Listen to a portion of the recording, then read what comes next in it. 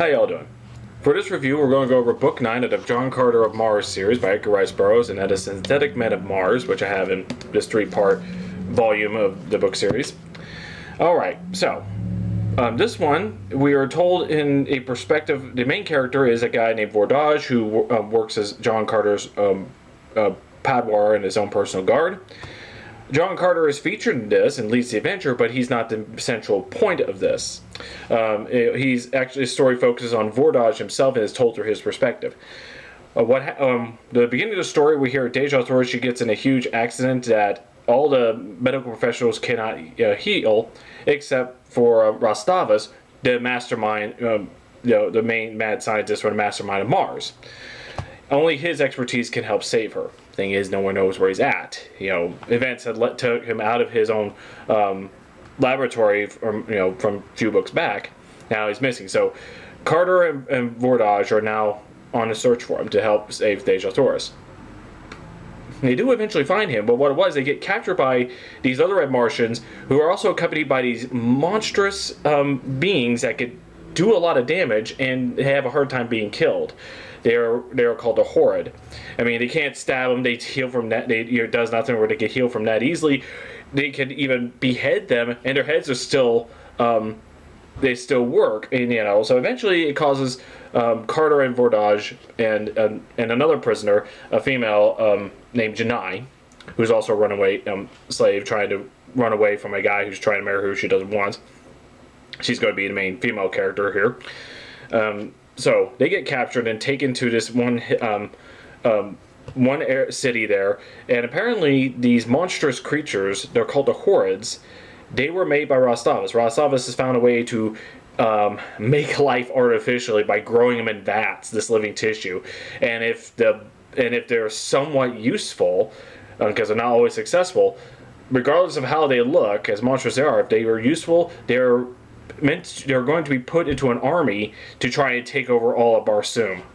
And it's led by a few, what it was, he was making them on his own, but one or a few of them took control and now have Ras Thavis prisoner to make more of these the hormads and to try and build an army. So it's so Carter and Vor Daj are now taken in and turned in as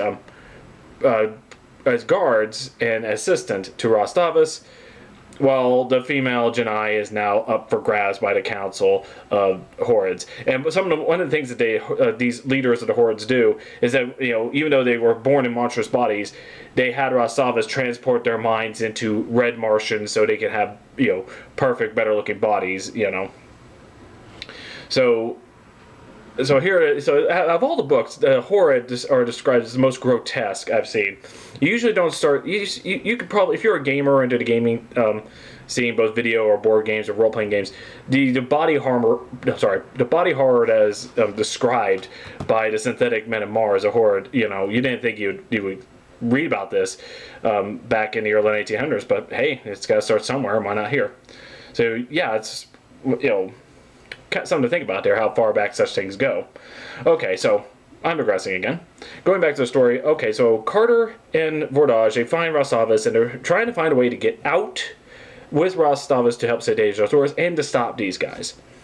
Now, Vor Daj has fallen for Janai, the woman who is up for grabs by the main council, but he can't get to her as a human.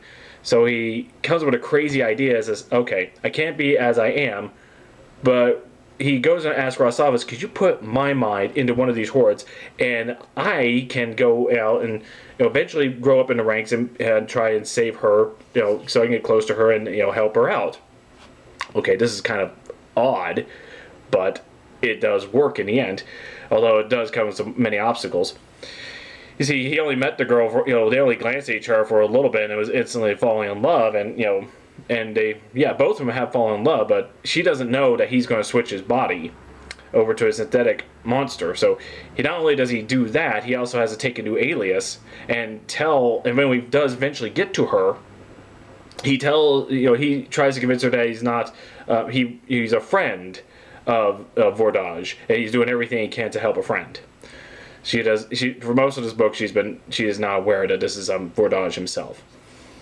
And unfortunately, and the thing is, there's also So as Carter is trying to escape, problems occur between the leaders of the, especially when arguing for who gets the girl. This led to a fight amongst the leaders of the hordes, and one tries to conquer all. That kind of leaves them. So he eventually does, and Vor Daj, seeing as very trustworthy and intelligent for a horde, is now ranks up as a leader.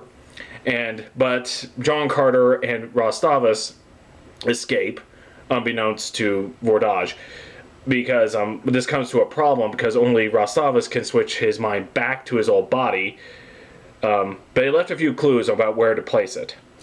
So once he finds that out, he's also been given in charge of the laboratory of Ras Thavis to make sure that the synthetic men are being caught up in production. This goes out of hand when Ras Thavis is found missing. So production stops, and there's another problem that there is one vat of an uncontrollable mass of living tissue is now spreading, slowly at first, but it keeps growing, and it could potentially, ridiculous as it sounds, could potentially grow across the entire planet if not stopped. So now have that problem. Now of course he's still trying to, so now that Carter and Ras Thavis have escaped to try and go back to healing and save Dejah Thoris, he's trying to find a way to, he has to either stay there till they come back, if they come back, because they have all the dangers of marshes that they are surrounded by. And he also, that the woman he loves is still not aware that this is Vor Daj, so she's starting to grow less and less trustful of him. It's like, hey, I only have your word to go by. Where is he and everything, and all that. So he's got that problem. Eventually, they do escape, and they have to face the dangers of the marshes. And one of the risks that he has to still escape with his monstrous body. He has to make sure that his original body is still intact, and hopefully that the monstrous creature that's growing uncontrollably is not overrunning and destroying everything. Or if the hordes find it themselves and destroy it and all that. So he's got to face those issues. Eventually, they leave the marshes. They go to another city where the prince is